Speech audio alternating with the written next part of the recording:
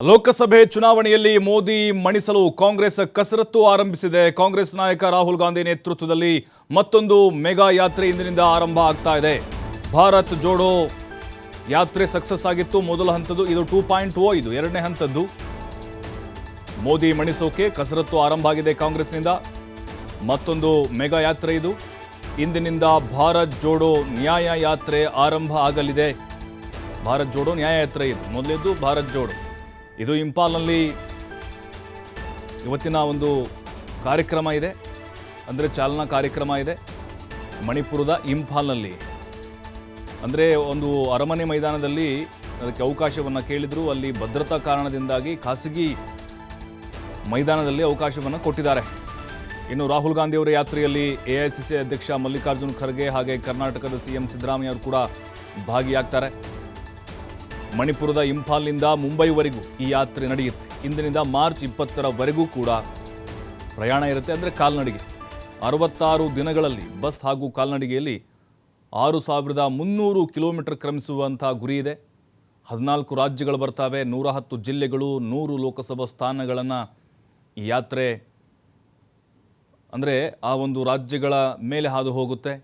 337 ವಿಧಾನಸಭಾ ಕ್ಷೇತ್ರಗಳಲ್ಲಿ ಭಾರತ್ ಜೋಡೋ ನ್ಯಾಯ ಯಾತ್ರೆ ನಡೆಯಲಿದೆ. ನೋಡಿ, ಇದು ಲೋಕಸಭಾ ಚುನಾವಣೆಯ ತಯಾರಿನೂ ಕೂಡ ಹೌದು. ಕೇಂದ್ರ ಸರ್ಕಾರದ ವಿರುದ್ಧ ಅಂದರೆ BJPಯ ವಿರುದ್ಧ ನಡೀತಾ ಇರುವಂತಹ ಭಾರತ್ ಜೋಡೋ ನ್ಯಾಯ ಯಾತ್ರೆ 2.0 ಮಣಿಪುರದ ಇಂಫಾಲ್ನಲ್ಲಿ ಇವತ್ತು ಎಐಸಿಸಿ ಅಧ್ಯಕ್ಷ ಖರ್ಗೆ ಅವರು ಚಾಲನೆಯನ್ನು ಕೊಡ್ತಾರೆ.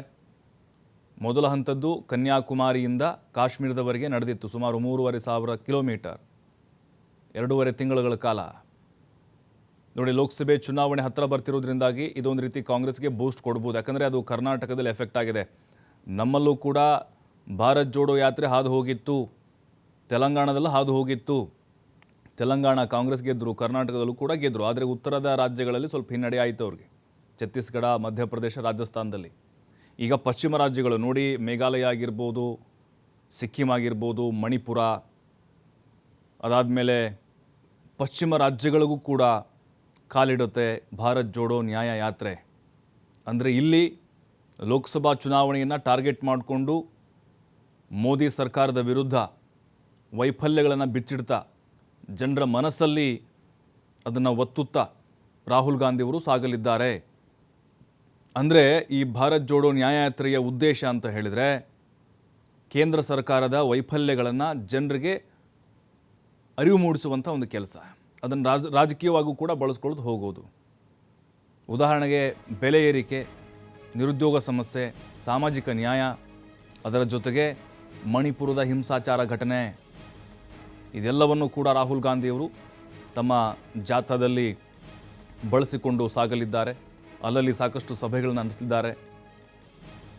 ಯಾಕಂದರೆ ನಾವು ಗಮನಿಸಿದ್ವಿ, ಮೊದಲ ಹಂತದ ಯಾತ್ರೆಯಲ್ಲಿ ರೈತರೊಂದಿಗೆ ಸಮಾಲೋಚನೆ, ಮಕ್ಕಳೊಂದಿಗೆ, ವಿದ್ಯಾರ್ಥಿಗಳೊಂದಿಗೆ, ಅಲ್ಲಲ್ಲಿ ನಗರ ಪ್ರದೇಶಗಳಲ್ಲಿ, ಗ್ರಾಮೀಣ ಪ್ರದೇಶಗಳಲ್ಲಿ ಕಾರ್ಯಕ್ರಮಗಳನ್ನು ಮಾಡೋದು.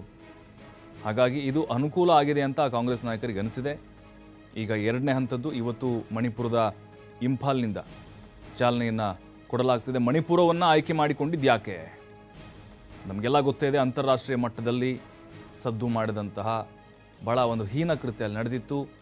ಮಹಿಳೆಯರನ್ನು ವಿವಸ್ತ್ರಗೊಳಿಸಿದಂತಹ, ಮೆರವಣಿಗೆ ಮಾಡಿದಂಥ ಪ್ರಕರಣ. ಹಾಗಾಗಿ ಅಲ್ಲಿಂದಲೇ ಶುರು ಮಾಡಿದರೆ ಅದು ನಮ್ಗೆ ರಾಜಕೀಯವಾಗಿ ಅನುಕೂಲ ಆಗುತ್ತೆ. ಕೇಂದ್ರ ಸರ್ಕಾರ ಮಣಿಪುರದ ಹಿಂಸಾಚಾರದ ಬಗ್ಗೆ ಎಲ್ಲೂ ಕೂಡ ತುಟಿಪಿಟ್ಟಕ್ಕನ್ನಲಿಲ್ಲ ಮೋದಿಯವರು. ಹಾಗಾಗಿ ಆ ಒಂದು ಪ್ರದೇಶವನ್ನು ಆಯ್ಕೆ ಮಾಡಿಕೊಂಡ್ರೆ ಸೂಕ್ತ ಅನ್ನುವಂಥದ್ದು ಕಾಂಗ್ರೆಸ್ ನಾಯಕರ ನಿರ್ಧಾರ ಆಗಿತ್ತು. 66 ದಿನಗಳ ಕಾಲ ನಡೆಯುವಂಥ ಯಾತ್ರೆ ಇದು. 14 ರಾಜ್ಯಗಳನ್ನು ಒಳಗೊಂಡಿರುತ್ತೆ, 110 ಜಿಲ್ಲೆಗಳು, ಆಮೇಲೆ 100 ಲೋಕಸಭಾ ಕ್ಷೇತ್ರಗಳನ್ನು ಇದು ಒಳಗೊಂಡಿರುತ್ತೆ. ಅಂದರೆ ಒಂಥರ ಚುನಾವಣಾ ಪ್ರಚಾರ ಇದ್ದಂಗೆ ಇದು. ಆದರೆ ಅಲ್ಲಿ ಯಾವುದೇ ರೀತಿಯಾದಂತಹ ಕಾಂಗ್ರೆಸ್ನ ಪ್ರಣಾಳಿಕೆ ಅಥವಾ ಘೋಷಣೆಗಳು ಏನಿರೋದಿಲ್ಲ. ಕೇಂದ್ರ ಸರ್ಕಾರದ ವೈಫಲ್ಯಗಳನ್ನು ಜನರಿಗೆ ತಲುಪಿಸುವಂತಹ ಒಂದು ಯಾತ್ರೆ ಇದು. ಬಸ್ನಲ್ಲಿ ಹೋಗುವಂಥದ್ದು, ಆಮೇಲೆ ಕಾಲ್ನಡಿಗೆಯಲ್ಲಿ 6300 ಕಿಲೋಮೀಟರ್, ಒಂದು ಐತಿಹಾಸಿಕವಾದಂಥ ದಾಖಲೆಯಾಗಿ ಉಳಿಯುತ್ತೆ ಇದು. ರಾಹುಲ್ ಗಾಂಧಿಯವರ ನೇತೃತ್ವದಲ್ಲಿ ನಡೆಯುವಂಥ ಎರಡನೇ ಹಂತದ ಭಾರತ್ ಜೋಡೋ ಯಾತ್ರೆ ಅಂದರೆ ನ್ಯಾಯ ಯಾತ್ರೆ ಇದು. ಹಾಗಾಗಿನೇ ಈ ರಾಜ್ಯಗಳನ್ನು ಒಳಗೊಂಡಂಥದ್ದೇನಿದೆ, ಗುಜರಾತು, ಮಧ್ಯಪ್ರದೇಶ, ಅದರ ಜೊತೆಗೆ ಉತ್ತರ ಪ್ರದೇಶ, ಮೊದಲ ಹಂತದಲ್ಲಿ ಏನು ಕಂಪ್ಲೀಟ್ ಆಗಿತ್ತು ಮತ್ತು ಅದು ಕೆಲವೊಂದಿಷ್ಟು ರಾಜ್ಯಗಳಲ್ಲಿ ರಿಪೀಟ್ ಆಗುವಂಥ ಸಾಧ್ಯತೆಗಳಿದ್ದಾವೆ. ಹಾಗಾಗಿ ಈ ಒಂದು ಯಾತ್ರೆಯನ್ನು ಮುಗಿಸಿದೆ ಅಂತ ಹೇಳಿದ್ರೆ ರಾಹುಲ್ ಗಾಂಧಿಯವರು ಇಡೀ ದೇಶಾದ್ಯಂತ ಸಂಚಾರ ಮಾಡ್ದಂಗೆ ಆಗುತ್ತೆ. ನಮ್ಮ ದಕ್ಷಿಣದ ರಾಜ್ಯಗಳಲ್ಲಿ ಆಲ್ರೆಡಿ ಮುಗಿಸಿದ್ದಾರೆ, ತಮಿಳುನಾಡಿಂದ ಕಾಶ್ಮೀರದವರೆಗೂ. ಹಾಗಾಗಿ ಇದೊಂದು 14 ರಾಜ್ಯಗಳು ಕವರ್ ಆಯಿತು ಅಂತ ಹೇಳಿದ್ರೆ ಓವರಾಲ್ ಒಂದು 25 ರಾಜ್ಯಗಳನ್ನು ಕಾಂಗ್ರೆಸ್ ಕವರ್ ಮಾಡ್ದಂಗೆ ಆಗುತ್ತೆ. ಅವಾಗೇನಾಗುತ್ತೆ ಅಂತ ಹೇಳಿದ್ರೆ ಚುನಾವಣಾ ಪ್ರಚಾರಕ್ಕೂ ಕೂಡ ಅದು ಈಸಿ ಆಗುತ್ತೆ. ಬಟ್ ಅಲ್ಲಲ್ಲಿ ರಾಹುಲ್ ಗಾಂಧಿಯವರು ಜನಸಾಮಾನ್ಯರೊಂದಿಗೆ ಬೆರೆತಂಗಾಗುತ್ತೆ.